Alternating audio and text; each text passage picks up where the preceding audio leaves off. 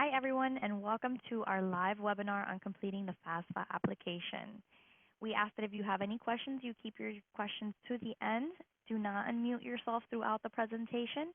If you do unmute yourself at the end to ask a question, make sure you step away from the computer so we don't have any feedback.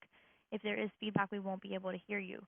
You're also able to submit your questions through our group chat on this course room. We have some of our advisors in there answering questions. They'll be answering questions one by one. If you see someone ask a question that you are thinking of asking, just hang tight. An answer will be provided shortly. On today's agenda, we are going to discuss financial aid deadlines. What is the actual FAFSA application? We're going to go over prior year, which is something new that we are experiencing this year. Some common concerns for the FAFSA, how to complete the FAFSA, what an FSA ID is, the data retrieval tool, submitting your FAFSA, post-submission, helpful resources, and contact information and office hours for our department. On this slide, you'll see our deadlines for financial assistance. This is for the students who are applying for the 2017-2018 school year. It's important that students abide by these application deadlines, especially for applicants. In order to provide you with an award letter if and when you're admitted, it's essential for you to apply on time and submit everything that's required. That way our office can review your file in a timely manner.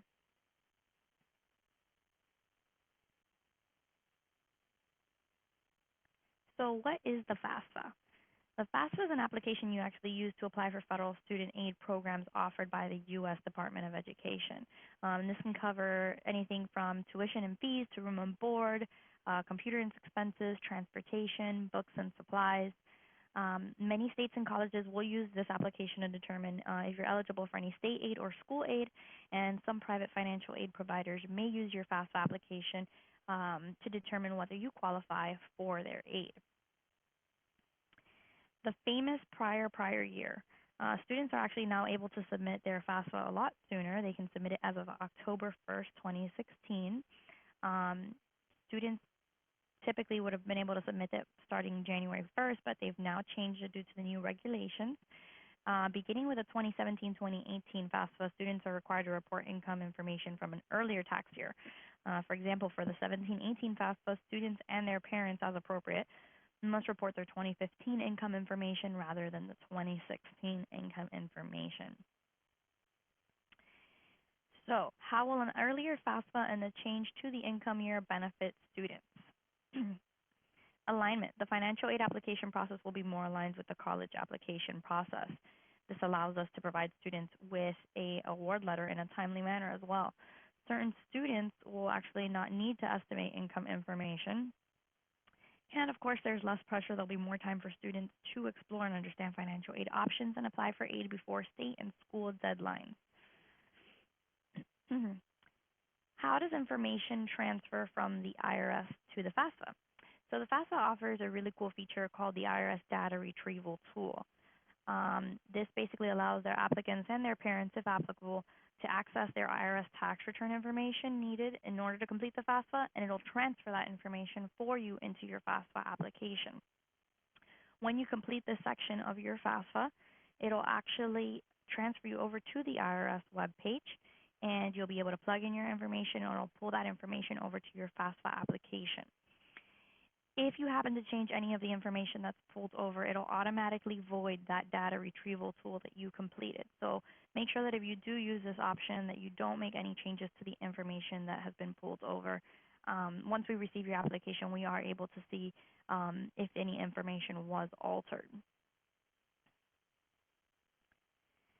Can a student still be selected for verification if he or she is using 2015 income on their FAFSA? So yes, actually a student can still be selected for verification by either the Department of Education or by the student's school.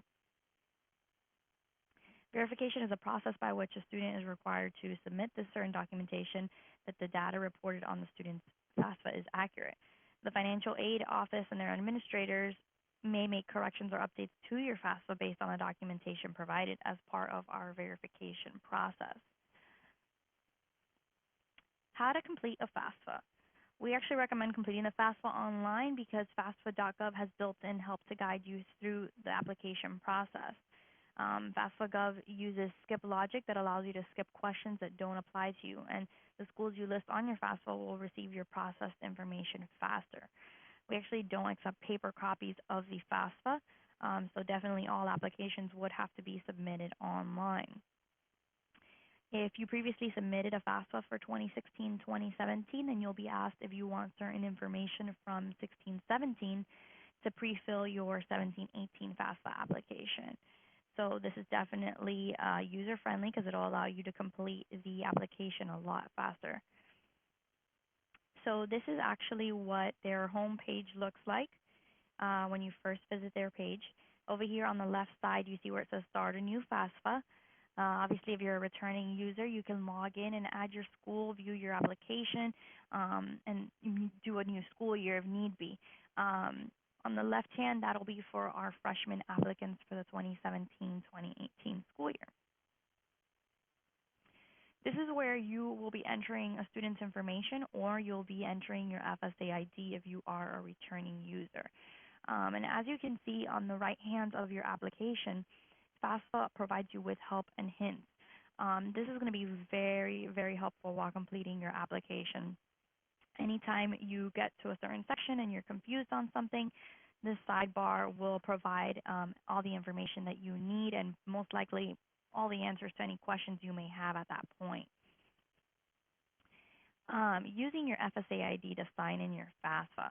An FSA ID is like a username and password that you'll need if you plan to sign a FAFSA electronically. While you're not required to use it to sign into it, it is recommended since it's the fastest way to complete your application. If you're a dependent student, you're going to need to provide parent information for your FAFSA, and you're going to have a parent sign off on it. So he or she will have to create an FSA ID of their own in order to sign your application electronically. This is where you'll be entering your student FSA ID password and your email address or your FSA ID. And you can also have the option of just entering your information on the right-hand side. Once you've completed that page, you'll see what it looks like. This is what the right side of it. You can see that you'll enter your first name, your last name, and you'll enter your social security number and your date of birth.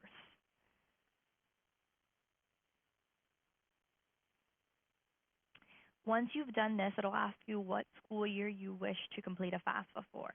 So just to lay out the logistics of it, if you're applying for fall 2017, you're going to be doing that first highlighted FAFSA. It's the 2017-2018 school year. If you're a current student and you are behind and you'd like to complete a FAFSA for this school year, which is fall 2016, fall 2017, you're going to be submitting the application below. It definitely makes a huge difference. Make sure you're completing the proper application so that we can receive it and process your FAFSA as quickly as possible. On this page, you're going to be creating a save key in order to be able to access your account. It's just temporary use, but you will need to create a save key of just about 4 digits. On this next page, you're going to be entering what state you live in, or the city, and the school name that you are putting on the application. You could add up to 10 colleges on your FAFSA. If you happen to be applying to 11 schools, then once you've submitted your application for those 10 schools, you want to reach out to that 11, or you want to reach out to the 10 schools and see who's already submitted, received your application. Keep in mind, it does take a few business days to get your application to these institutions, so you don't want to call the next day. But once they have received it, you can actually remove one of those schools and go ahead and add any other additional schools that you are interested in applying to. Our federal school code for the FAFSA application is 001536. You can actually search for schools and it'll come up if you don't happen to have the ID on you when you are completing the application. If you visit our website, our school codes are listed out there as well if you forget to jot down that number. So as you can see here, you can list the schools that you want to send your application to, and then you can actually list if you want to be living on campus, off campus, or with parent. It does make a huge difference. Off campus would be considered living, in like in an apartment with roommates. On campus is obviously living on campus in a dorm, and with parent is living at home with a parent or relative. So this is the IRS data retrieval tool. It's going to ask you if you've already filed for a certain tax year, what kind of what your filing status is for that tax return, and did you file a foreign return or did you file one in Puerto Rico? As you can see all the way at the bottom, it says link to IRS. This is where you're going to be getting transferred to the actual IRS web page. And then as you can see on the right-hand side, you still got your help and hints bubble providing you with any information. Keep in mind that if you recently filed, maybe in the last 2 weeks, or you've been a victim of identity theft, this tool may not be available to you. You're welcome to skip through it and not complete the IRS data retrieval tool. Us as an institution, we highly recommend that you complete this. It does make the process a lot easier. In addition to that, if you happen to get selected for verification, you've already got this out of the way.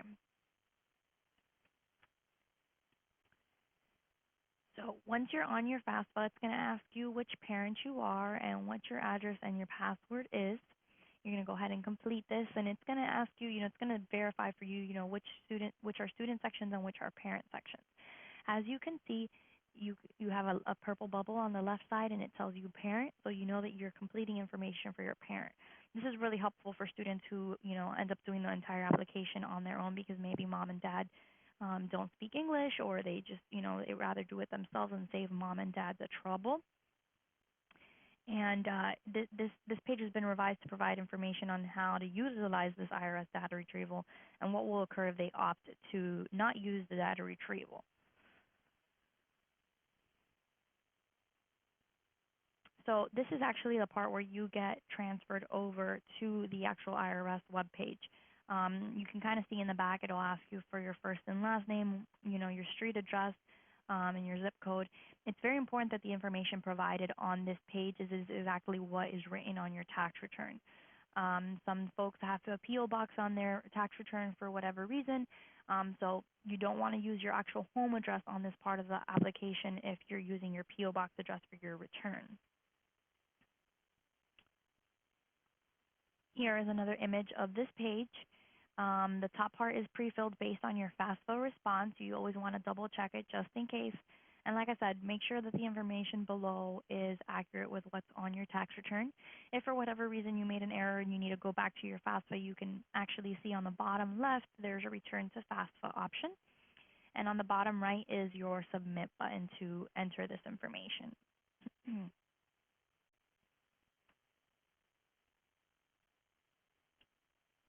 Now, when your information transfers over, it's going to look a little like this. And it's going to tell you what question it belongs to on your FAFSA application. You can double check it and carry this back onto your application. You can actually use the do not transfer box, and it will discontinue the use of the IRS data retrieval tool and bring you right back. You can also choose to print this page if you wish to keep a copy for your records.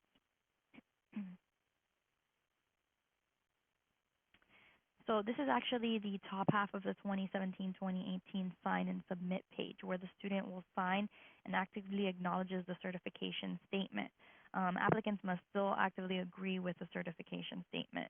And since the student entered his or her FSA ID to go to the IRS to transfer data, the student will not be requested to provide their FSA ID again to sign the actual application. And I think we missed a slide. Well, on the bottom half of it, you'll be able to see where you actually submit FAFSA and you can agree to it.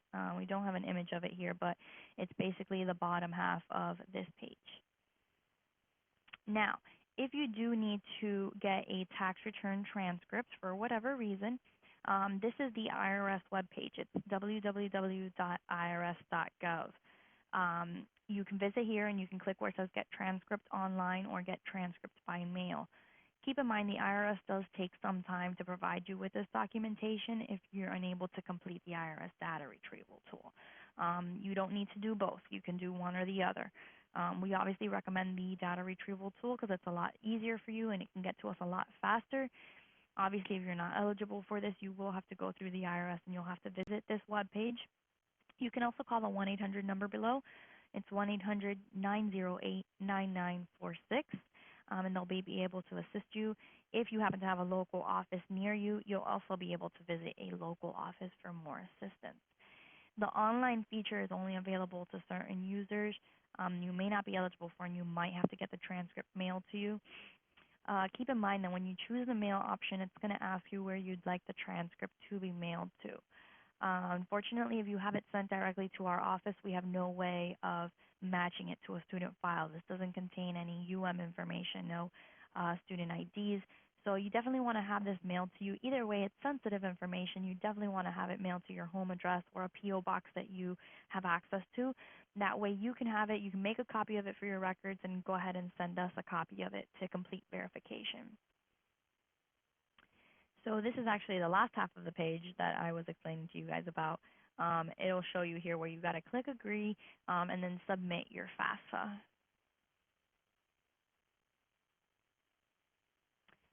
On this page, once you've submitted your application, it'll tell you that you've successfully submitted your application, and it'll tell you how long it'll take for us to receive it and how long it'll take for you to receive notification that it's been processed. It'll also show you the schools that you listed on your FAFSA and what the graduation, retention, and transfer rate are for these institutions. It'll also explain to you on the bottom left what an expected family contribution is. It's a measure of how much you can contribute to the cost of your education. And it tells you that we use your EFC to determine your federal student aid eligibility. Keep in mind, the application will list you on the right-hand side estimates of aid that you may be eligible for. These are simply estimates. If you completed your application based off estimated numbers, or you just didn't have your tax return next to you and you kind of just guessed around a little bit, the numbers on the estimated aid may not be exact when an institution packages you any federal financial aid. Same thing can happen once verification has been completed. So what happens after you apply? After receiving your completed application, the FAFSA processor will analyze your application information and provide a SAR, which is your student aid report, or a SAR acknowledgement that summarizes the information you actually provided on your FAFSA. When you've received this, you want to review it carefully and make sure it's correct and complete. Your FAFSA information is shared with the colleges and or career schools you listed on the FAFSA and no one else. Can a student choose to submit a report 2016 information? No, you don't have a choice of which year to report. It's a big change in if there's a big change in financial circumstances, you can contact our office. You got to keep in mind that some items on your FAFSA are as of today, so you got to read each question carefully and fill it out correctly. For example, you may have had 2 kids in college when you filed for 2015 taxes, but you may now only have 3 kids in college. So that's a kind of question that you definitely want to look at and answer based on as of today, as it says on the screen, and not by where you were in 2015. If you need any help completing your FAFSA application, you can use this information that you see here. You can visit studentaid.gov. You can visit FAFSA.gov. They've got help screens and they've got a live online chat, which works great as you're completing the application if you have any questions. You can also call their 1-800-4FED-AID, or you can also email them at studentaid@ed.gov.